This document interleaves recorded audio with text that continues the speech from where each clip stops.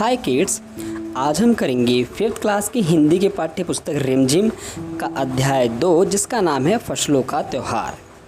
तो चलो इस चैप्टर में हम पढ़ने वाले हैं कुछ त्योहारों के बारे में जो कि हमारे देश के अलग अलग राज्यों में बनाए जाते हैं और वो सभी फसलों से जुड़े हुए त्यौहार हैं। तो चलो चैप्टर शुरू करते हैं। सारा दिन बोरसी के आगे बैठकर हाथ तापते हुए गुजर जाता है। कहाँ तो खिचड़ी के समय धूप में गर्माहट की शुरुआत होनी चाहिए और यहाँ हम सूरज के इंतज़ार में आस लगाए बैठे हुए हैं। पूरे 10 दिन हो गए सूरज लापता है। आज सुबह तो रजाई से निकलने की हिम्मत ही नहीं हो रही थी। बाहर देखने से तो समय का अंदाज़ा बिल्कुल नहीं हो रहा है, लेकिन घर में हो रही चहल पहल अब पता चल रही है। रह रहकर कानों में कभी चांपाकल के चलने और पानी के गिरने की आवाज़ तो कभी किसी के हाँक लगाने की आवाज़ आ रही थी। जा भाग के देख केरा के पत्ता आइल की ना, आज इलोक के उठे के नहीं के का, बोल जल्दी तैयार होखस। अब तो उठने में ही भलाई है। नहा धोकर हम सभी एक कमरे में इकट्ठा हुए। दादा और चाचा ने क्या सफ़ेद चकाचक मार लगी धोती और कुर्ता पहना हुआ है। खिचड़ी में ऐसन ठाड़ हम पहले कब्बो न देखी, ये सारा देह कनकना देता। पापा ने कहा ऐसी लाइन।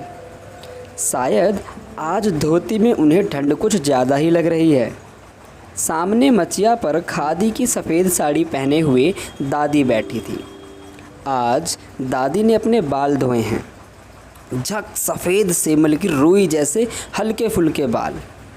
गौर से देखने पर भी एक काला बाल नज़र नहीं आता। बिल्कुल धुली धुली सी लग रही हैं दादी।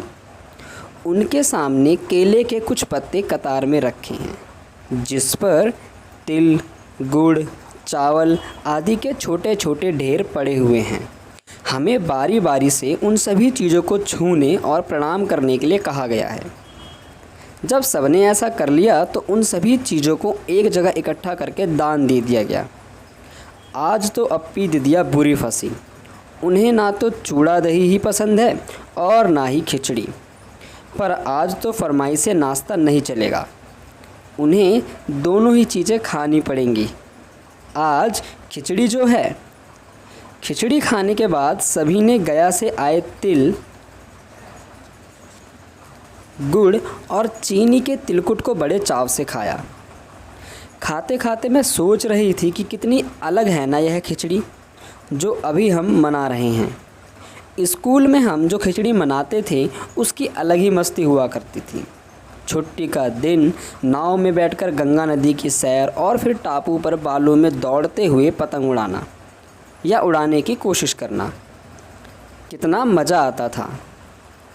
इधर हम पतंग उड़ाते थे और वहीं थोड़ी दूर पर गुरुजी, विमला दिद्या, आनंद जी, झिलमिट भैया सब मिलकर ईंट से बने चूल्हे पर बड़े बड़े कड़ाहों में खिचड़ी बनाते थे। हम भी बीच बीच में अपनी पतंगों को सुस्ताने का मौका देते हुए मटर और प्याज छीलने बैठ जाते। वैसी खिचड़ी फिर दोबारा खाने को नहीं मिली। वाकई ढंग कैसा भी हो, पर हैं ये खुशियों का त्यौहार। जनवरी माह के मध्य में भारत के लगभग सभी प्रांतों में फसलों से जुड़ा कोई ना कोई त्यौहार मनाया जाता है। कोई फसलों के तैयार हो जाने पर खुशी बांटता है तो कुछ लोग इस उम्मीद में खुश होते हैं कि अब पाला कम होगा। पाला मीन्स सर्दी। सूरज की गर्मी बढ़ने से खेतों में खड़ी फसल तेज़ी से बढ़ेगी। सभी प्रांतों और इलाकों का अपना रंग और अपना ढंग नज़र आता है। इस दिन सब लोग अच्छी पैदावार की उम्मीद और फसलों के घर में आने की खुशी का इजहार करते हैं।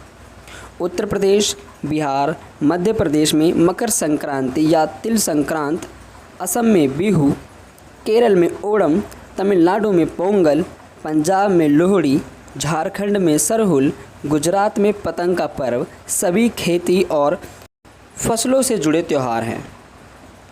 इन्हें जनवरी से मध्य अप्रैल तक अलग अलग समय में मनाया जाता है। झारखंड में सरहुल बड़े जोश व खरोश के साथ मनाया जाता है। 4 दिनों तक इसका जश्न चलता है।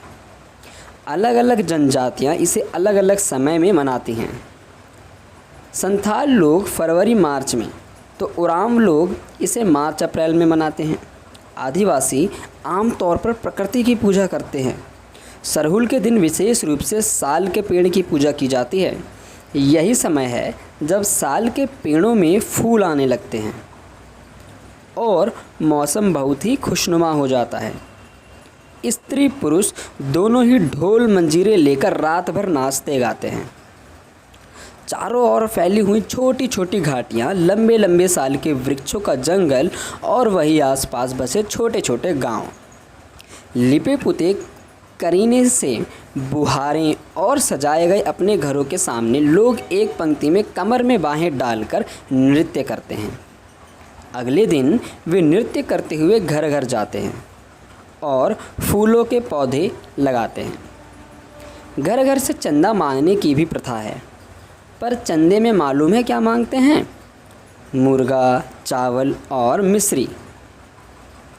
फिर चलता है खाने पीने और खेलों का दौर। तीसरे दिन जाकर पूजा होती है, जिसके बाद लोग अपने कानों में सरेई का फूल पहनते हैं। इसी दिन से वसंत ऋतु की शुरुआत मानी जाती है। धान की भी पूजा होती है। पूजा किया हुआ आशीर्वादी धान अगली फसल में बोया जाता है। तमिलनाडु में मकर संक्रांति या फसलों से जुड़ा त्यौहार पोंगल के रूप में मनाया जाता है।